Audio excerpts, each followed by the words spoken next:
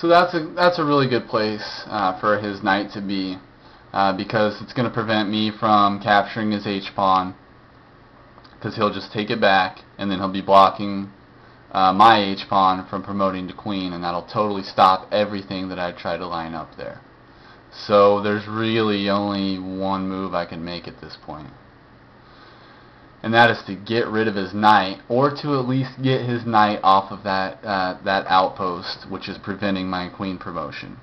And the way I do this is to simply sacrifice my knight. I don't care about that knight if I get a queen out of it. So I've sacrificed one knight already. I'll even sacrifice another one in order to get a queen. It's worth it. And in addition to that, he has to address that, because if he doesn't, I'll just take his knight, and that'll accomplish what I wanted anyways, because now his knight will be gone, and I'll still have my knight, and then I'll still promote to queen anyways.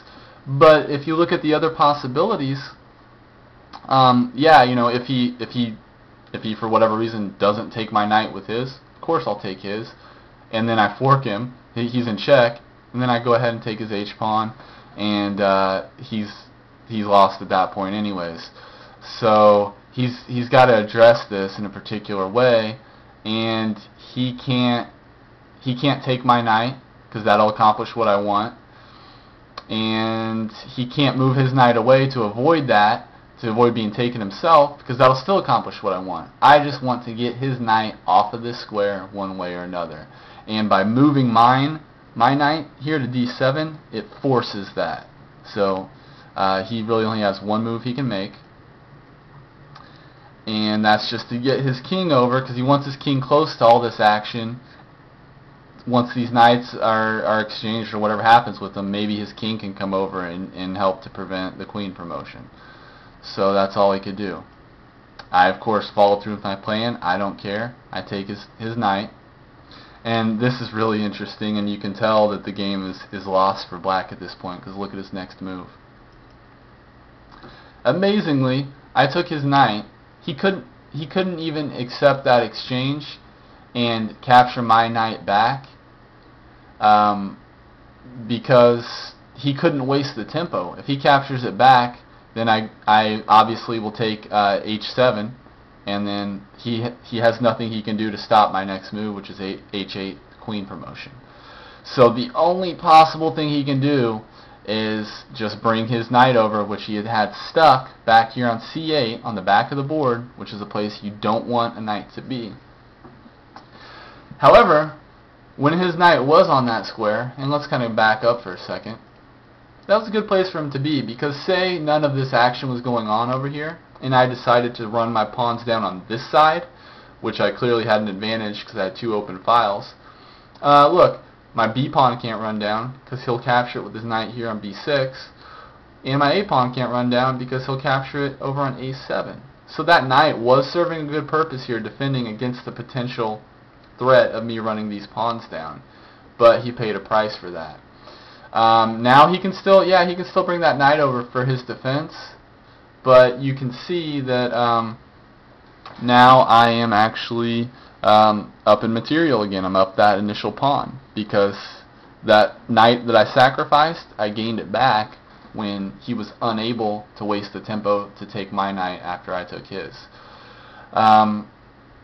And that's really ironic, because previously when I had my knight over here on d7, it was just hanging loose there, and he could have easily taken it, and he still could have taken it. But because that move was so strategic, both times that it was left hanging and undefended, he could not take it, because he just couldn't waste the tempo and risk me promoting to queen, which would certainly happen.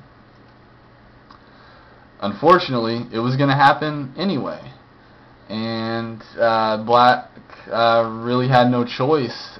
Essentially, if we go back to when I had when I sacrificed my first knight, basically the game was over at that point, because all of these moves were forced. If he had taken this knight here, it would have just been worse, even worse for him. So either way, pick your poison. He lost at that point. Now he moves his knight over. Obviously, he's gonna try to defend, against my queen promotion on h8. And that looks like a solid move. Both of these pawns are doubled up. They're stuck. This h7 pawn can't move up because it'll be captured. But then again, think about it this way. This knight is stuck here. This knight cannot move. As soon as it moves anywhere, boom, h7 to queen. So it is stuck there, and he can't attack. Obviously I could let that situation stay as is, and I could now move the pawns on this side down for queen promotion, and he would be done in that way as well. But I have an even worse move for him planned. Now I take my knight, capture his h-pawn. Didn't really need to do it, but I don't need any more material at this point. I've essentially already won. And look at how perfect this is. I've captured a pawn. Now I've also protected my pawn, which he could have taken on his next move. So, and even if he had done that, I still would have promoted to queen. But this just completely, he has nothing at this point.